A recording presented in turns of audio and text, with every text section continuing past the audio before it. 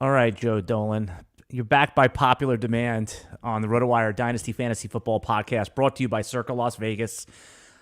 The reason I wanted to talk to you is because I shared with you a phone call that when you were hosting your radio show about a decade ago with Matt Camp and I called in with a Dynasty question. This was my first Dynasty league about a decade ago, and I was asking you questions about Andrew Luck and Jimmy Graham. But now, we're 8 years later, 9 years later. I'm in 41 damn Dynasty leagues, and wow, everyone knows what they're doing. Like, the field is smart. So I want to talk to you about what you think are some of the best ways to construct Dynasty rosters, or am I overthinking it? What do you think? I mean, how do you do it? First of all, how many leagues are you in right now, and did you do any startups this season yet? I haven't done a startup this season yet. I'm thinking, Brian Drake.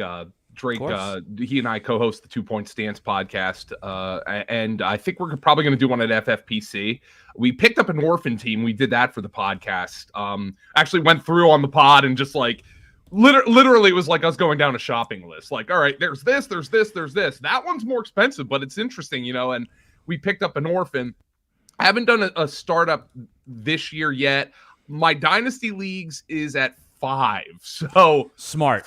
41 is that. It's sick. It's sick. It's sickening. Yeah. It's also I have a drafting prop. So now I'm only in I have to do best ball Dynasty. I'm like in that zone now, or else it's just I'm putting my life in hell. But that's also a different game because you're not you're drafting for floor. You never have to guess if Donovan Peoples-Jones should be your wide receiver 4.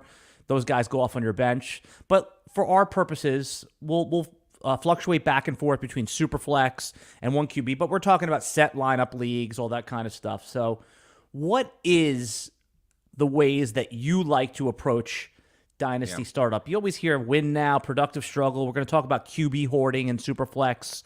So what's the way you've been doing it that you've had the most success in startups? Well, the one that I actually won last year was our Fantasy Points, kind of our staff Dynasty League. And I won it only because I split it with Scott Barrett because of the Buffalo, the Buffalo Cincinnati tragedy.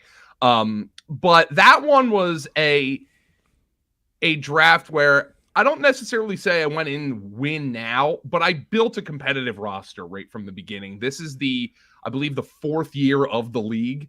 And I've managed to do some good wheeling and dealing. Traded a first-round pick it's a 1 quarterback one. I traded 2 first-round picks for Lamar Jackson. When Ryan Tannehill was my starting quarterback, and just understanding that I had put myself in a position to contend. One of the things I always say about Dynasty, and this might be different. You're in 41 leagues, so I don't know what the payout structure is in all of those. It's usually top 3 or 4, right? Yeah. Somebody's got to win the league, right? The first year. And look, if there's going to be, this is always the way I've approached it. Scott Barrett approaches Dynasty completely differently. Every Dynasty draft I've done with Scott, his roster is going to be atrocious in the first year. I'm in a league with him right now, by the way. We just did a $250 startup, and you're right. He's looking like the productive, struggly type of roster. Oh, yeah. No, there's no doubt about it. I mean, he is going to openly tank. And it's worked for him, by the way, because his teams are usually good by year 2. But my whole thing is all right, maybe I'm an impatient person. Maybe I'm an instant gratification kind of person. But the payout in year 1 isn't any different than the payout in year 5. Right. And so if I'm going to win, let's just say it's a $100 league and first place gets $800. All right, what if I win the league in year 1? And it's easier to win a Dynasty league in year 1. Why? Because there's going to be multiple teams in the league who aren't even trying to win. So your competition is lessened in Dynasty in year 1. That's how I've always approached the thing. You are 100% right here. And by the way, this doesn't go for year 1. This is every year. You're only competing with about 7 teams in your league because the minute a team goes to 0-2, 1-3, everything's for sale. I mean, the perpetual rebuilding thing is real. Like the minute Amon-Ra St. Brown hits his rookie year, I need a first-round pick for him. Got to get rid of him. Yeah, so right. You're 100% right. You're only going to be competing with X amount of teams every year, but in year one, it's much easier to identify that, right?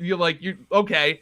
Oh, Scott's trading away all of his picks for 2026 picks. Okay. All right. Well, then I know that there's going to be better players available for me. That being said, I'm never someone who goes all in year one. Now, what do you mean by all in? Like, what does that mean? Like all 30-year-old players, something like that? Or I actually think, 30-year-old productive players are decent buys in Dynasty because even if your team struggles, you can usually flip those guys for a pick to a contender at the end of the year. What I mean by all in is I'm not going to be someone who's trading all of my future first in the startup draft. Right. So maybe I'm being foolish, Alan. Maybe I'm someone who, hey, Dolan, you're sitting here saying somebody's got to win the league in year one, and you're saying it's easier to win in year one, and you're not going to trade away your future first. I'm not going to do that during the startup draft. But like I said, I traded a couple of firsts for Lamar Jackson in a one quarterback league because I thought I had built a contending roster that seriously lacked at that one position. I don't regret that trade. I won the league this year. Right. It wasn't fun during the rookie draft, although I will say this was a great year to not have a first round pick in a rookie draft. Right. Because the guys going in the back half of the first and the early half of the second is the same guy anyway. Right. In a single quarterback league, I mean, after the first 3, maybe 4 picks, when you really think about it, it's like, yeah, okay, Jordan Addison, fun, great prospect, you like him, but what's he going to be? Wide receiver 37 this year, and maybe wide receiver 16 at his peak. I mean, that's you might have a different opinion of him, but whoever that is in that after those first 3-4 picks, that was Zay Flowers for me. I'm pretty sure I got Zay Flowers in every rookie draft this year. Yeah, those are the positions. That means you did well because that means you were picking at like 10, 11, 12. 10 is exactly where I was picking. So that one was an FFPC best ball, and that, by the way, I want to shout you out there because if I do, or if Drake and I do a dynasty startup this year, that it will be best ball.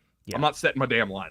Forget about that. It's hell setting the line between all the redrafts and I mean, just it's and all the content that you're producing. It really is. And then not only do you have the Thursday game, I love Thursday football, but you have to move all those players from if Derrick Henry is playing on Thursday, you have to move him up into the running back slot. It's worse than managing a financial portfolio. No, I'm not exactly the guy who's gonna tell you how to do that. Please, me neither. No, but and this is not. This is two sickos here complaining about it. I think a lot of people who are listening to this might just be getting into their first dynasty league, right? Yeah, but they have to know where it's going. It's like if you go to an AA meeting when you're like just when a couple things happen, you want to hear those stories of people that have been like really crazy things have happened to them. So you're like, wait a second, I don't want to be them. So don't be us. Don't be us. Yeah, 40. I mean, you do need a meeting, man, because 41's a lot. Oh, dude, I need an intervention. I just, and it's fine. I just can't turn it down, man. But let's get into a few of the strategies I think that are viable. Sure. We just talked a little bit about win now, and I think there's a way to do that. And the productive struggle, the reason I'm with you, I'm impatient because I don't call productive struggle, and we've talked about it on this podcast. I call it, there's the win now and there's a win never theory because you have to thread that needle. Now, you said you referenced Scott Barrett, a fantasy analyst that does some work for you guys, a lot of great work for you guys over there at Fantasy Points, that there is a fine needle to thread, which he successfully has done it. But when you talk about productive struggle, just give a top-line view of what it is, and then one of the most common mistakes people make when doing that because it just doesn't work. Some people are like, I tried this and it doesn't work. I just think Scott has a talent for convincing people to make moves. He's a swindler? A swindler? No, I don't mean swindle. I don't mean that in a negative way. It's like he executes more successful trades than any. I've never been someone who's been able to throw out I might be the wrong guy to talk about this particular strategy because I don't do it. Right. I'm the guy who gets approached about a potential deal, and then we're able to discuss something. Whenever I throw out a trade offer, and this is probably, when you're doing Dynasty, this is probably common, but whenever I throw out a trade offer, I always anticipate it getting rejected. I'm like, I think it's fair. I'm always going to try to win the trade, but like, I'm not going to try to fleece somebody. Right. Like, well, I'm not going to offer 2 second-round picks for Devontae Smith. Okay. That's not going to work. Right. That's auto decline. That's auto decline. Yeah. But I'm never someone who's able to get a trade like accepted, but I'm a willing dealer. And I feel like Scott, and maybe you're in leagues with people like this who have just an innate ability of understanding who's going to be trade-ish.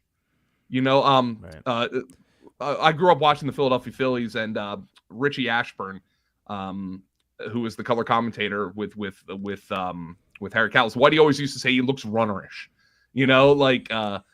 Scott can identify somebody who looks traitorish. And I think like what he does is probably evaluates a roster who's like, all right, this person picked Christian McCaffrey, okay? You're not going to pick Christian McCaffrey unless you're planning on contending. So that's going to be somebody who might be willing to flip a future second, to move into the 9th round of this startup, something like that. Right. There's signals. About what type of a player that this guy is, or. Yeah. I think a productive struggle, the way to do that is just to evaluate the roster, understand, especially if you've been in a league with somebody before, this guy is going to be a willing trader. And I think the way to be successful is don't try to rip people off. Well, that's a common mistake. Everyone, you talked about before, you want to win the trade. Everyone always wants to win the trade. And I think that you could win the trade, even if you look at the value of the two players, you could be losing the trade 90 to 110, just, if we were grading on, but you could still, it's something that helps your roster. Okay, so maybe you're upgrading your QB. So someone could argue 2 firsts are more valuable than Lamar Jackson in your trade. Yeah. Right? But Lamar Jackson helped you win the league. Right. So it's I don't think Edwin Porras, who made that trade with me, I don't think he regrets that trade. Right. He finished 1-14 this year or something. Okay. And as a matter of fact, Edwin is so far in the tank that he even traded the 1-1 this year. He's like, that's a smart move. Yeah. That's a smart move. Yeah. Somebody's going to want Bijan Robinson, and Edwin's like, I'll kick it down the can until there's more wide receivers who I think, by the way, are, if we want to talk roster building strategy, and I'm not saying anything outrageous here, I think wide receivers are far more valuable in Dynasty because they last longer and they don't have the injury problems. So I think you identify the rosters. All right, this guy's got a bunch of running backs on his roster, and they're good running backs. He's got Christian McCaffrey, and there's Josh Jacobs on this roster, and he's even got somebody like a Miles Sanders who, nobody's going to say is like a stud roster carrier, but he's certainly somebody who can help you win a championship with his current situation. Nobody is going to have those players unless you're a bad Dynasty player. Right. And plan on not contending. Now, maybe there's somebody who's going to hoard those players and say, well, I'll just trade them down the road. But ultimately, if you draft Christian McCaffrey in a Dynasty startup, the expectation is he's going to help you win. And if he doesn't, maybe you trade him down the road. So you want to identify those teams and say, okay, this is a contending roster. I'm going to try to help make this roster better while I increase my future value. And I think that's what Scott does that's so shrewd. And, I'm very much someone who in a startup, I'll try to stick to my plan. But that plan, you have to be, that better than anybody, man. The plan it's so fluid because, when you say stick to the plan, do you mean like, what does that mean exactly? Like, hey, I want this player, or I'm going to implement this strategy? I'm not going to do a whole lot of moving and shaking. Let's put it this way. Here's an example, because the thing about Dynasty is your plan to build your team is ultimately affected on a higher level by the plans of the actual NFL teams. Plans you are not privy to, by the way. Give an example of what you're talking about. Here's a perfect example. I was in a FFPC startup last year. I finished third in this, so I got a payout, which is nice. It was a best ball dynasty. I opened my draft with it was a really good startup. It's super flex. I opened my draft with Patrick Mahomes, AJ Brown, Deebo Samuel. I thought that was a really good. You had the first overall, or last year you might have even had like the third pick. Mahomes was falling a little bit. I had the second pick. Right. Josh Allen went 1, right. And there was actually people who were like, "You should have taken Justin Herbert." Right? Actually, and how not that Herbert's a bad pick, but yeah. Well, when you could have had Mahomes, it's a bad pick. Yeah. So I took Mahomes, and then on the 2-3 turn, I took AJ Brown, Deebo Samuel. Young, productive receivers. I did say like, all right. I look at that team and I'm like, and correctly, by the way, I identified this is a contender already. I've got a stud quarterback. I've got a couple of stud receivers. I stole Amon-Ra St. Brown in that, but this was before that. I made a trade up. I traded a couple of picks. I don't remember exactly what. I didn't trade my 2023 first. I traded into the 4th round, and this is super flex. So they're good players who are falling. I traded into the 4th round. I'm like, time to get a young stud anchor running back. And I traded up for Kenneth Walker. Oh, so the rookies were included in the vet draft. Right. It was a startup draft. Right. So I'm like, oh man, now I got this 21-year-old. What happens this year? The effing Seahawks draft Zach Charbonnet. Okay. When I trade up for Kenneth Walker, I'm like, the Seahawks just took this guy at the top half of the 2nd round. I know he's a stud. Graham Barfield loved him for yards created. Scott Barrett's model loved him. The tape guys loved him. And I'm like, this is a stud on a team that's going to be run first. And his value, I hope it didn't, but you can argue got nuked right away in the next year by his team. I was not privy to that. If I was in the Seattle Seahawks war room, I'd be sitting there like, no, don't do it. But they did it anyway because Pete Carroll has a chubby for running backs. And by the way, they may even add another veteran. There's a couple nice ones out there that are going to sign for pretty close to the vet minimum on a year deal. You might see a Kareem Hunt, Leonard Fournette end up in Seattle too now. What happened was Pete Carroll, and I mean, the explanation is simple. Pete Carroll had that game last year where Walker got hurt and DJ Dallas got hurt and Travis Homer was inactive or whatever. I forget the exact circumstances. And DJ Dallas had to play the second half of the game on a severely sprained ankle. And they couldn't run the ball. And Pete Carroll's like, that's never going to happen to me again. Right. Positional value be damned. Pick value be damned. I'm getting my running backs. And that's what happened. And because that game happened, my trade up for Kenneth Walker doesn't look as good as it looked last year. And I wasn't. So, like a general manager in the NFL has a plan. And we are basically, we're like leeches, right? We're like dynasty players, you mean? Dynasty players are, you're basically whatever the NFL general managers eat, we're going to get the residuals of that. And we have to parse through those residuals and try to figure out what's nutritious and what's not. And it sure as hell looked like Kenneth Walker was going to be a full course meal for me for a long time. And maybe he still will be, but the Zach Charbonnet pick was not something I could predict. So I had him as my RB1 before the draft, like Kenneth Walker. And again, it's not like he was like the LaDainian Tomlinson, Todd Gurley RB1 in Dynasty. It was just like, hey, this is the guy who I'm most confident in before the draft. Then obviously you just outline what happened after the draft, and he probably falls, obviously, a handful of spots. I still think he has dynasty value. There's no. Oh yeah, I mean he's a top 5 running back in dynasty. As a matter of fact, I wouldn't mind throwing out a trade for him. Like see if maybe I can win that trade. But I would venture to guess, and this might be why like the strategy for Scott is better, because Scott is going to. There's the shotgun method and then there's the rifle method, right? The rifle method is I'm going to hit my target. So I only need one shot at it. The shotgun method is, well, I probably will hit a target, but I'm going to miss a lot too. And I think that's probably that's honestly a smart strategy. The problem is you just can't go into a draft and say, well, I'm just going to trade all of my picks, because you need to find willing partners. Right. Yeah. And that's what I love about Dynasty, is that we all look at the same player pool and we all see it very differently. I mean, I have, there's people, for example, that love George Pickens. I wanted him off my roster while he was at peak value. I packaged him with a pick. I'm able to bring in someone like Chris Olave. But the quarterbacks in Superflex, there's still people out there that don't realize the value of them, right? And I mean, and then there's the people that overvalue them, probably like myself. So what I've seen a lot lately, and in some of these drafts, there's a whole, I don't even know if it's a new strategy. It's been around for a while, but quarterback hoarding.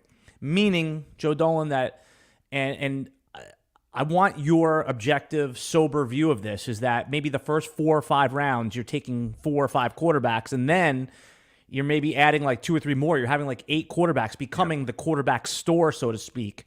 And I guess the hopes are of, getting plus value when someone else is starting. It had Tom, is starting Matt Stafford and, quarterback and Kenny Pickett. Or a lot of teams maybe have Mahomes and no other quarterback too. So what do you think about the viability of quarterback hoarding, and is this a strategy you think can work in dynasty startups? Let me preface this. In redraft, absolutely not. Yeah, okay, do not do it. There's always, you've definitely been in one of those drafts, Alan. Or where I'll just trade one.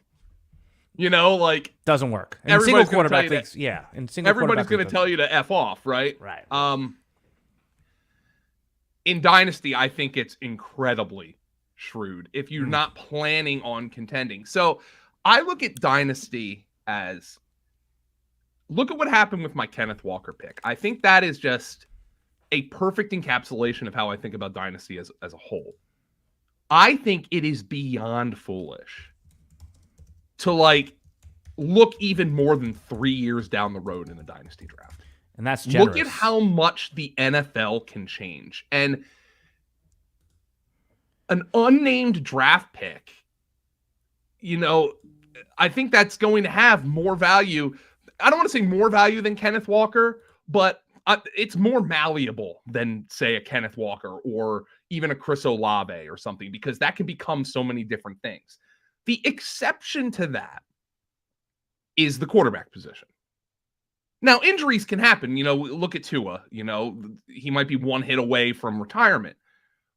But I know if this Dynasty League is still active in 6 years and nothing catastrophic happens to Patrick Mahomes is still going to be an anchor for my team. So those are in Superflex Dynasty. One quarterback even a little bit, because, again, if you find the right situation, I traded 2 first-round picks for Lamar Jackson. Right. This is a Superflex conversation. But this is a Superflex conversation. Patrick Mahomes, Josh Allen, Jalen Hurts, I guess even I'm a Bryce Young believer. I don't know if he's going to become like a Jalen Hurts level fantasy asset, but I think he's going to be a really good player. Those guys are still going to be productive dynasty assets in 2029.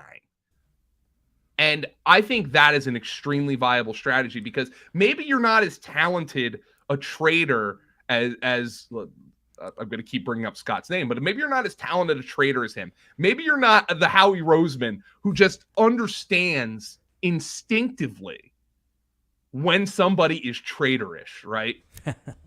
But you can force their hand by quarterback hoarding, because those are the most valuable assets in Superflex Dynasty. Yeah. And somebody's going to be sitting there with a contending roster, and their best quarterback is Jimmy Garoppolo. Or they had Tom Brady and he retired. They had Matt Ryan, he's gone, and that was their QB2.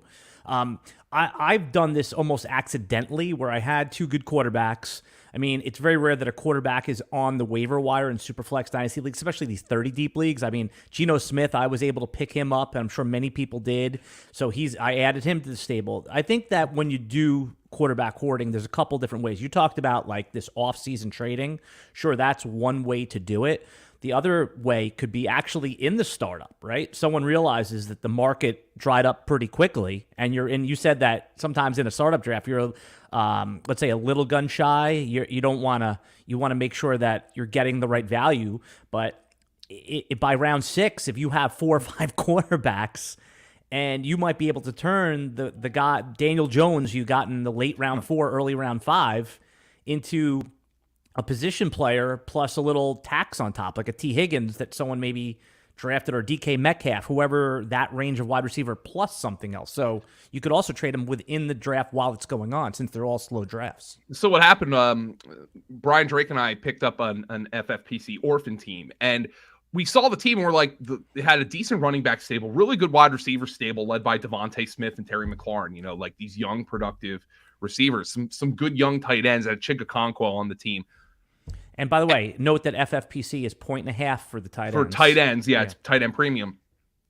The one problem for the team was it's a super flex dynasty, and the top 2 quarterbacks on the team were Jared Goff and Ryan Tannehill. And what happens during the NFL draft? Both of those teams spent a day 2 pick on a quarterback.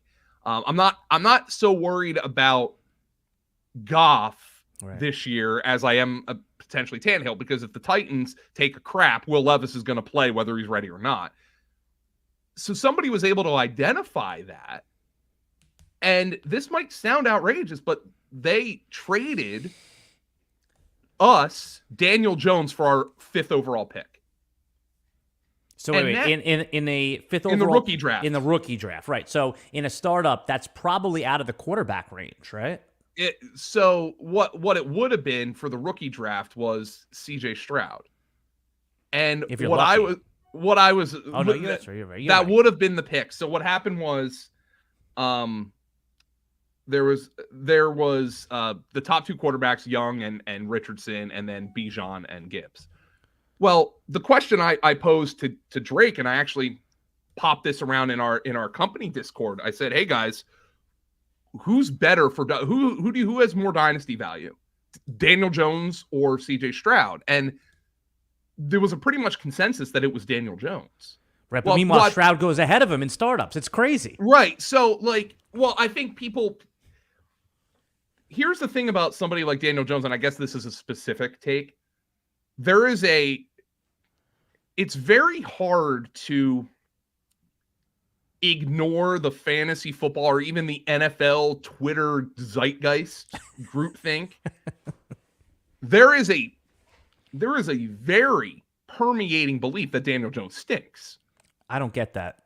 And whether you believe it or not, look at the numbers he put up last year with no receivers. And by the way, he signed $100+ million contract this offseason. I know NFL contracts are not like that, but we know for at least the next 2 years, Daniel Jones is the Giants quarterback. That's what I'm saying. And how many guys can you say for sure outside of the top 5 or 6 that 2 years is locked in? So that's check mark. CJ Stroud, there's no guarantee. He's got 2 years. 2 years. Right, but there's no guarantee he's going to be productive. Right. There you go. There's, I think it could be if I were starting an NFL team, I mean, that's even starting an NFL team. Do you take Daniel Jones, who might be capped as the 12th best quarterback in the league? Or do you take CJ Stroud, who might at some point be a top 5 quarterback in the league, but also might never even be a top 25 quarterback in the league? Because he was a polarizing prospect. I thought Carolina made the right pick, by the way. I thought Bryce Young was the pick. I said it before the draft. I said, I think the one thing that I knew about the draft was I understood the hype with Anthony Richardson. I understood the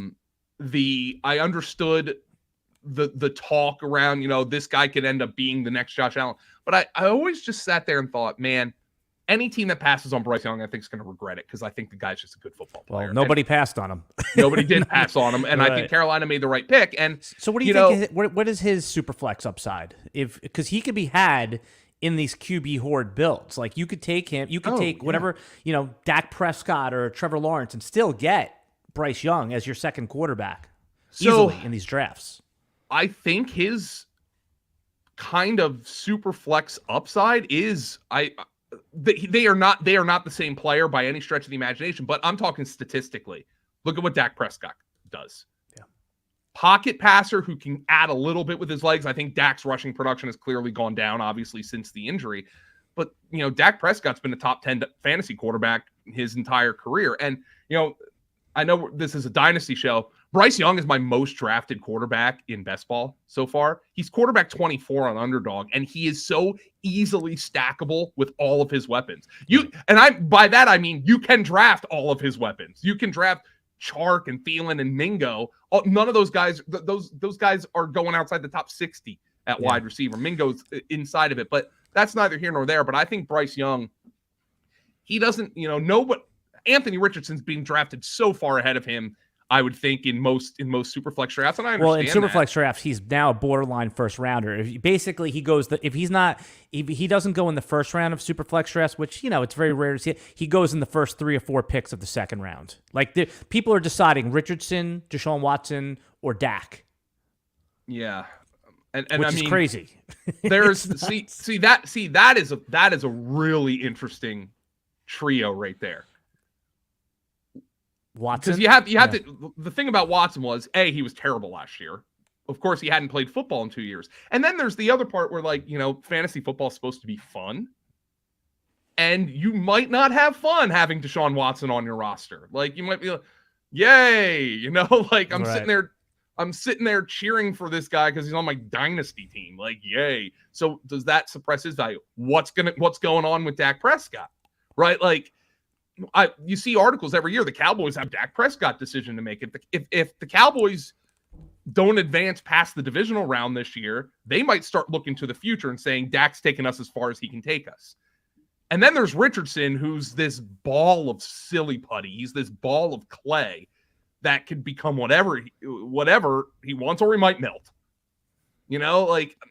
I would probably take Richardson in that. Well, that's what I'm saying, and that's why you do it, because you could have Lamar Jackson, Jalen Hurts, Cam Newton, like all those are the upside possibility, and the floor, as we saw, I think the floor is higher for those guys. So if you want to do a QB-Hoard and you're not picking with the elite QBs, I mean, he seems like because you're going to get a stable asset in round 1 ahead of ADP. Say you take Dak in round 1 at pick 9, which is ahead of his Superflex ADP, or you can come back and get Richardson. Now you have a stable asset, and now you have a volatile asset, and then in round 3 you can come back and maybe get CJ Stroud or someone like that. So if you are going to do these type of builds, and I love that take on those guys, because like you said, Watson, he wouldn't be going in the second round of these Superflex drafts, Joe, had he not had a bad year. I mean, he's had top 5 seasons in a row, and you talked about insulation.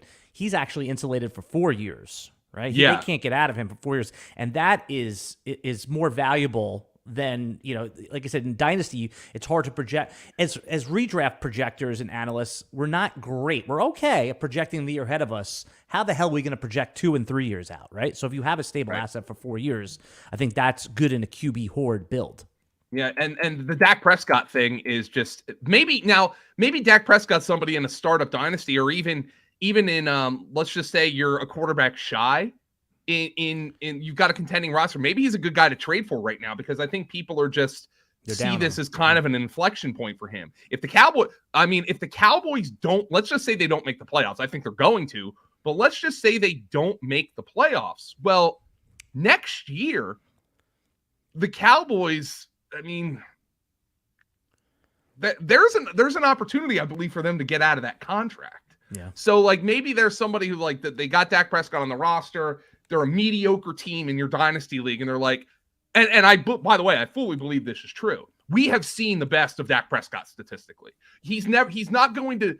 I don't think there's going to be a 5,500 yard season out of Dak Prescott. I think we've seen what his best is.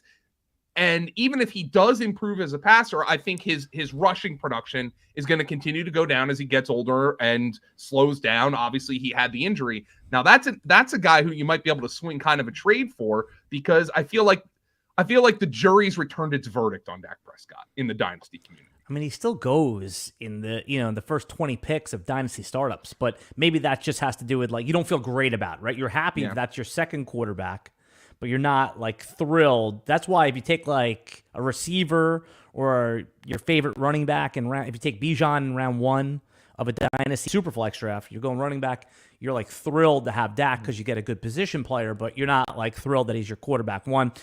Before we continue on this conversation, Joe, I want to tell everybody about Circa Las Vegas. Have you been to Circa Sportsbook in Las Vegas yet? I have not, unfortunately. But you've heard of it, right? I mean, you know, of course I have. Yeah. I mean, we went there for the RotoWire trip last year, and this is everything you could think that is good about a sports book. And right now, we're doing the Circa is giving I'm just going to give you the read here, but it's this amazing contest. The ultimate fantasy football draft can be had and take place in Las Vegas at Circa Resort and Casino, and they want you to bring your whole league to Vegas for the ultimate draft experience. Bring your 12-person league for a 2-night stay on Circa at the resort and have your draft at the Cabana Stadium Swim, plus a limo to and from the airport, a welcome party at the Legacy Club, a booth at the world's largest sportsbook, and more. The prize package is worth over $8,000, Joe. There's no better place then Circa, obviously 21 and up, to go to circalasvegas.com. I've linked all of it in the video description below. It's a 2-night stay, and I'm telling all my league mates to go in there and sign up for all my leagues. I want to go. I'm eligible. Joe, you're eligible. Video links in the audio or video description, and you can sign up for this amazing football draft. I know it's so hard to get people together for a draft, so even if 8 of you go and you zoom in the other few, it's worth signing up for the giveaway. All right, we're back. I'm here with Joe Dolan, Fantasy Points. I'm Alan Seslowsky of RotoWire.com. Joe, just quickly tell everyone, I mean, everyone's seen you on SiriusXM. They've seen all your work, your podcast with Brian Drake, the 2-Point Stance, which I now make. I'm mad at you guys because now it's another podcast that I have to listen to every week. You know, it's like appointment viewing. It's like when your DVR just gets so full, you have to knock out all these shows. But tell everyone what you're doing on 2-Point Stance and a couple of the things that you're working on over at the site right now. So the big thing we're working on over at the site and fantasypoints.com at fantasypoints.com is our Fantasy Points data suite, which we will have for the public very soon. We don't have an exact date on that. We're kind of beta testing it. I think people are going to be blown away by it. What's the best thing that you expect to come out of it? The most actionable tool, whether you don't have to go into how the sausage is made, but what's something that the average guy can come in and be like, okay, I can now find out what. So we have an in-house data charting team that charts every play of the NFL season. And the tools are going to be, they're going to have an intuitive UI. And the thing about it is you're like, well, that sounds like certain other products. Here's the thing. It is built in to the tool is fantasy points per game, fantasy points per drop back, fantasy points per route run, fantasy points per... You don't need to export that and do the calculations yourself. We can do it by all kinds of... So it is a data charting, and when I tell you everything you can imagine, how many fantasy points per game did this guy average in outdoor games in December when the spread was under 7 points? It's that specific and nailed that. So if you're trying to look at like weather stuff or roads, it's the questions. The answer is yes. Yeah. Wind speeds above 20 miles an hour. Yes. The answer is yes. And so I think it's going to be very powerful. To be completely honest with you, Alan, I'm even the wrong guy to talk to about this because I'm overwhelmed by the damn thing. So our developers are like, go in here and break it. That's what they want. They want you because we need to find bugs. And I'm like, dude, I'm so overwhelmed. I don't even know where to start. No, that's cool, man. And that's what you guys are doing over there. It's always innovative.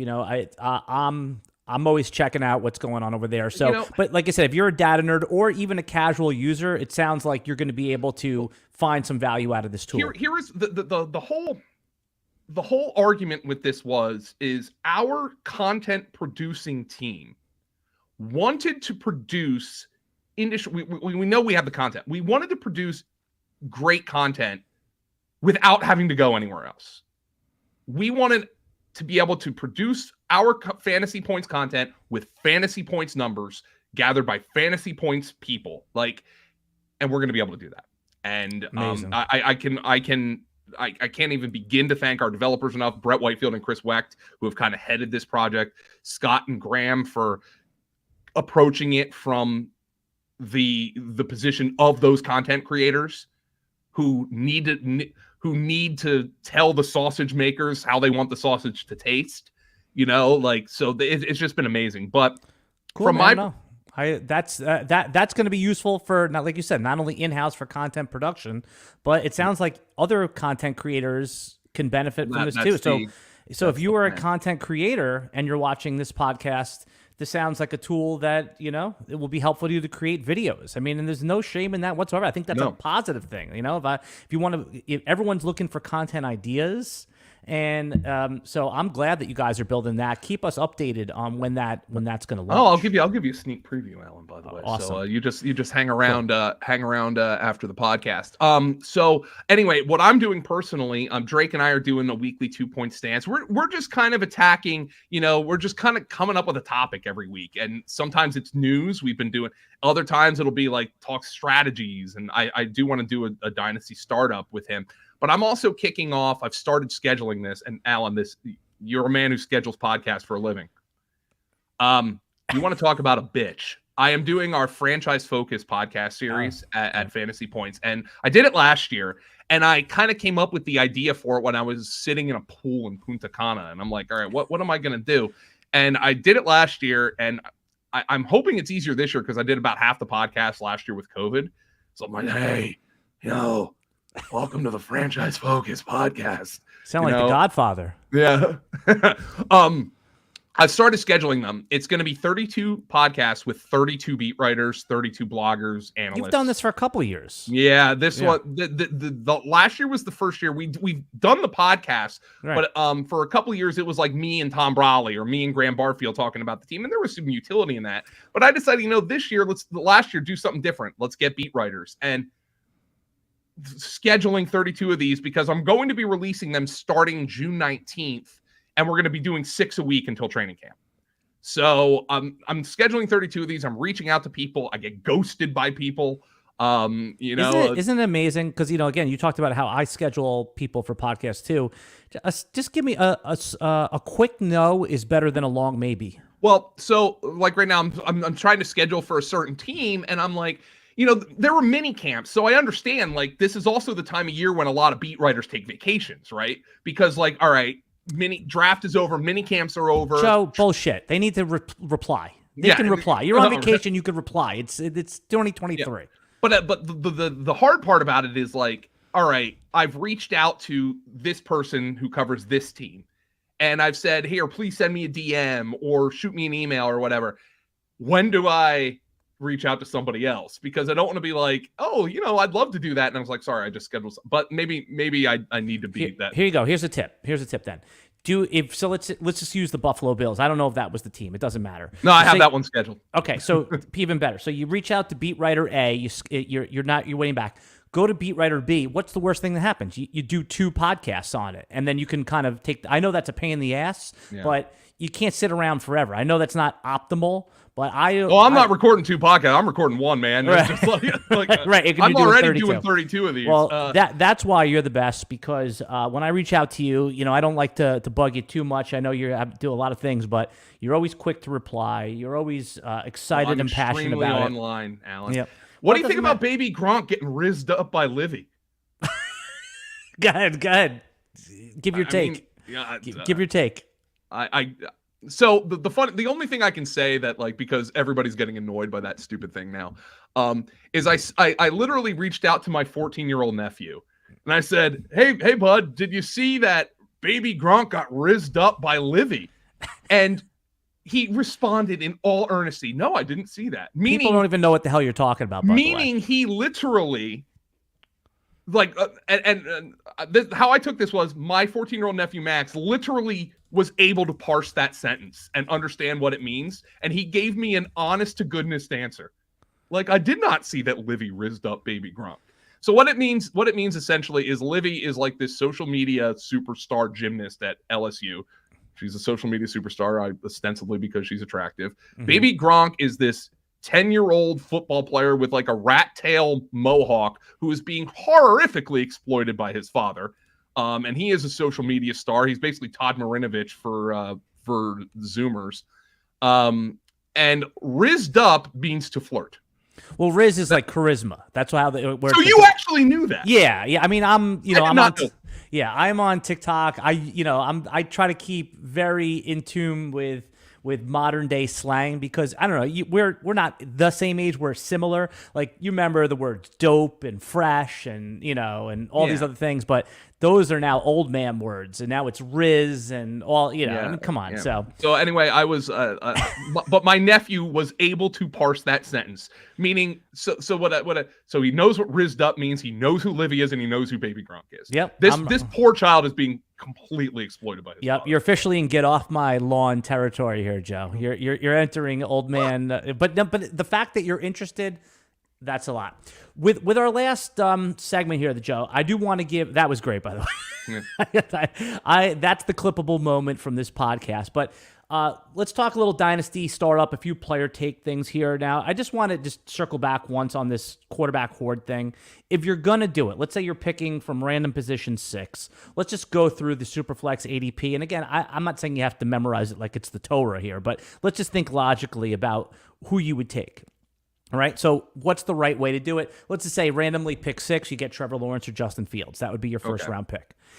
In the middle of round 2, who do you think is the right? I would take Lawrence, by the way. Right, me too. For all the reasons. So middle of round 2, who do you got here? Who do you think is the ADP Superflex guy? I mean, is it Bryce Young? I mean, that's where he would go at the end of round 2, so you certainly get him in the middle of round 2. Is it? If I were doing a Superflex dynasty startup with a quarterback hoard in mind. With that in mind, yeah, Bryce Young is your round 2 pick. Yeah, right. and again, I just don't think I know we're going to be talking Scott Fishbowl here, right? Like very shortly, and there's going to be all kinds of different strategies for that wild scoring, but it's redraft, it's completely different. Like all I know, one of the keys to building in fantasy is don't assume you're smarter than everybody else. What do we know? We know that the position that's going to last the longest in the NFL, on average, is the quarterback. With high pedigree quarterbacks. Right. And, Bryce Young, let's just say Bryce Young falls on its face. He's still going to get chances. Look how much leash that Zach Wilson got. It doesn't get as bad as it can't get worse than that. I think the better comparison would be Baker Mayfield. Like Baker is still getting opportunities. He's had a couple of good. Zach Wilson never played well. Right. Baker did. The 1-1 is special insulation. You're right. Yeah, it's special insulation. So we know that those players are going to last the longest. They're going to have the longest leash. They're going to get the most chances. Why would I focus in a dynasty startup on anything but that? All right. Because at the bare minimum, like you said with the quarterback hoarding, I'm going to be able to move these guys because there's only 30. Nobody has figured it out yet, Alan, to get more than 32 starting quarterbacks in the league. Nobody's figured it out yet. And until the NFL expands, and I don't think that's coming anytime soon, until the freaking Saudis decide they want a team. live NFL. Live football. There's not going to be more than 32 of them. Right. What's the old adage? Still true. If you have 2 quarterbacks, you don't have any quarterbacks. That's not in Superflex though. You want more than 2. Right. When I started my draft last year in the FFPC, the reason I didn't take a quarterback in round 2 is because they were all gobbled up. All the high pedigree quarterbacks were gobbled up. It was a different year for because that's where the unproven rookies will usually go. Like the Trey Lance types in startups will go around there. But that was that wasn't last year. That was the year before. So, so then round 3, right? We have, let's say we got Trevor Lawrence. We have Bryce Young. Round 3. There's not a lot of great quarterback options at value. Do we push up Tua, Daniel Jones? Do we CJ Stroud there if he's available in the middle of round 3? How would you go? We're talking pure quarterback hoarding, right? We want 4 or 5 quarterbacks in our first 5 rounds, and we probably want to even add 2 more quarterbacks in the late round. So we're talking, we want people to look at us and be like, oh my God, this guy's gobbling up all the quarterbacks. Yeah. They keep taking position players, and we know we're going to be able to sell these guys over value either during the startup, after the startup, and like you said in the beginning, we're committed to not doing well in year one because we know we're going to be able to get plus value on the most important position in Superflex. So I'm going to kick this back to you with a question. In round 3, you're on the clock. You already know you're doing quarterback hoarding. You're going to have great scoring at that position, and it's probably going to be poor elsewhere. Do you take CJ Stroud, or you want to talk about a 1-1 and like getting the chances that somebody's going to get on one of the more interesting? This team's going to be terrible this year, but they're going to be interesting. Or do you take CJ Stroud, or do you take Kyler Murray? Ooh, Kyler Murray's the one. I didn't even think of him. Right. Oh, my God. Because, he could play 0 games, and people are worried about that Arizona taking one of, Caleb or... If they get the first pick, they're taking Caleb Williams, and they're going to move on from Kyler. Right, which means Kyler is the starting quarterback of the Washington Commanders, or whatever it is. Oh, my God, that's so perfect. Yeah, or something something like that. He's going to start somewhere next year, and we know Kyler's elite for fantasy at times. I have problems with Kyler. My problems with Kyler are I don't think he's gotten better since his rookie year. Right, but for fantasy football, he's still a top 12 quarterback. Yeah, but I mean, like strictly on his talent. I mean, he's been a top half of the NFL quarterback. You know what's the old he doesn't study film and all that. Imagine if he did, because he's been a solid NFL quarterback, frustrating nonetheless. And now, of course, he's coming off the injury. But I think Kyler is a fascinating dynasty. That is the one. I think that's the takeaway. If people stayed with us through this podcast, if you're Kyler Murray in round 3, if you're committed to the productive struggle, high risk, high reward strategy, if you are committed to a QB-Hoard, nobody wants him. I couldn't get rid of him in my rookie draft. I was offering him for every pick. I offered him for pick 1. No. Pick 2 in the rookie draft. No. I mean, pick 3. I was up to pick 4. Nobody wanted Kyler Murray. And the minute he comes back and has a decent game, whether it's in 23 or 24, his value will. So I love that call. So we have our pick 6. We have Trevor. We have our Bryce Young in round 2, Kyler Murray in round 3. Now we're going to go crazy here. Do we take Daniel Jones or Tua in round 4? Which one do you think is better for our QB build? Daniel Jones. Right, because of the insulation. Because right, and here's the thing with Tua. All these things that we're saying about the quarterback position do not apply to him because he's one hit away. Right. He's a scary pick. It's the NFL. Everybody's theoretically one hit away. He's particularly right. Yeah. So, and then if you're drafting Tua, you almost have to draft Mike White is one of the premium handcuffs because quarterbacks are like running backs in single quarterback leagues, right? Like you have to have the backups. And you know what? So there's our quarterback hoard. With our last couple minutes, I want to ask you, because you hit Mike White, or we talked Mike White in a sense. Who do you think are some of the other premium quarterback superflex handcuffs that people, because right now, like Baker Mayfield, we're presuming he's starting. He's like the 35th quarterback. There's backups going ahead of him, Joe, in these superflex drafts. Who are some of the other key backups that you think? I think people just think Tampa Bay is going to stink in general. But they have elite weapons. They have elite weapons. So who are some of the? Well, first and foremost, Bailey Zappi. Ooh, I didn't even think of Zappi. Because look, if Mac Jones, so on that dynasty team I have with Mahomes, my other 2 quarterbacks are, because again I had Mahomes, so I'm like, well, I would like a great second quarterback, but none of them fell to me in the second round, so I'm like, I'll wait a little bit. I got Mac Jones and Jimmy Garoppolo. I'm not shaky. Feeling so great. So we've got Zappi is a good backup. Mitchell Trubisky, Yeah, nobody wants him. Nobody wants anything to do with Mitch. You can get him. You pick the round you want him in. You can get him. Yeah, obviously Will Levis. I don't even know if he applies. Right? No, that applies. Well, he's going you're right. He's going quarterback 20, whatever it is. He's going ahead of a lot of the stars. Let me ask you this also, because are you considering guys who are in competitions? I think the Commanders want Sam Howell to start, but Jacoby Brissett, we know it can be a solid NFL quarterback. He goes in the backup. He's like QB 38. I'm just making these numbers up because of where in the couple startups I've done this year. But you're right. There's no guarantee that Sam Howell's playing in week 3. Stetson Bennett. Yes. Matthew Stafford. Is Stafford done, Who's going to be the Arizona starting quarterback this year? Colt McCoy. Is he still injured? I think he's. I mean, I see Clayton probably. I mean, he's been around for 400 years. I see Clayton Tune, the rookie quarterback they got in round 4, Arizona, getting drafted a little more aggressively than I would. I mean, everyone wants this year's Brock Purdy, you know? I mean, HB Heineke in Atlanta. John Hansen calls him hospital ball Heineke, so I like to say HB Heineke, make him sound like a steel tycoon. HB Heineke, like what if Desmond Ridder falls on his face? When he falls know Heineke can come in and run an NFL offense, right? So Marcus Mariota is a great, and I think Mariota stinks, but like. He ended up in the perfect situation. I mean, I would have cut Mariota off my Superflex teams if he didn't land in this spot. Yeah, because Jalen Hurts has missed a couple of games the last couple of years, right? Yeah. So Mariota, we know Mariota is going to come in there and he's going to run for 55 yards if he has to start in Philadelphia.